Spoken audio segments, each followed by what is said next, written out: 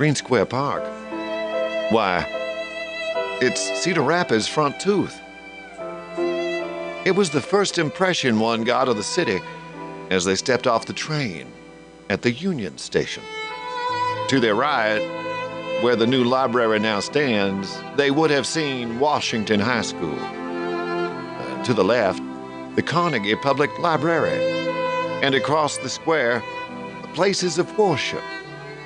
And while it may look tired and a bit underimagined to our modern eyes, well, it was not always so. My dearest Martha, having exited the train at the Cedar Rapids Depot, I decided to rest in a park directly adjacent to my point of disembarkment. It is called Greene Square Park. And I know what you're thinking. How very practical it is that they named a park that is green and square, Greene Square Park. I had thought as much as well, but I assure you, it is named after a man called Judge George Greene, who was a successful lawyer and a businessman, as well as one of the founders of the city. Martha, it is lovely. Surrounded by tall buildings, some of which tower 30 feet into the air. It provides an agrarian touch to the hurly-burly of the modern metro. Its lush bit of lawn kept to a neat trim. Its tiny copse of ginkgo, hackberry, and sycamore trees, broken only by a path for a contemplative stroll.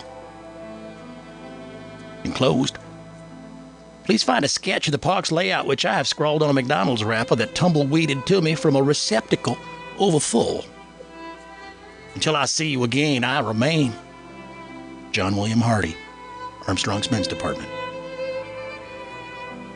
In honor of the nation's bicentennial in 1976, a time capsule was buried somewhere in the park.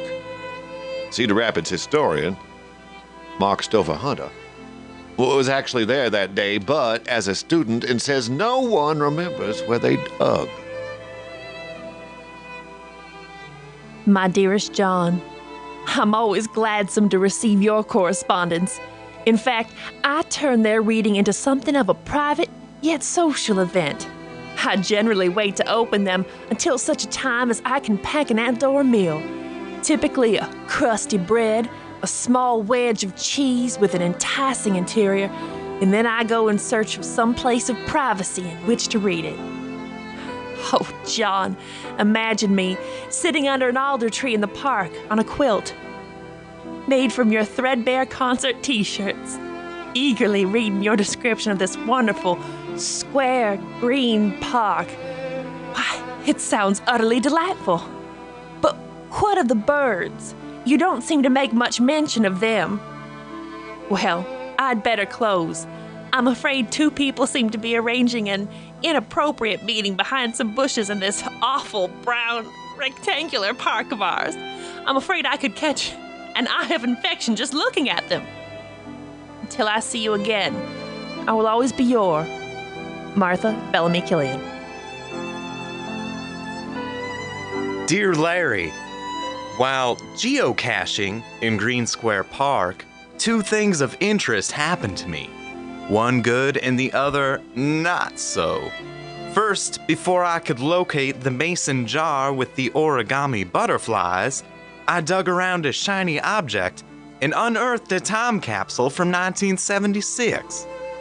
In it, I found a yellow gazette, a McDonald's cheeseburger, and a patriotic button with a picture of a bell on it that said, "Liberty," has a nice ring to it. I had no sooner opened it when about 60 crows attacked. They roughed me up pretty good and ate the cheeseburger. Anyway, I'll tell you more about it when I see you. Meet me near the bushes in that brown rectangular park. Your friend, Walter Dudley Scott. A plan exists to give Greene Square Park a facelift. A final push is underway to raise the $1.95 million needed. It's a big project, to be sure, but it's easy to dream big when you can look up and see that there are no limits.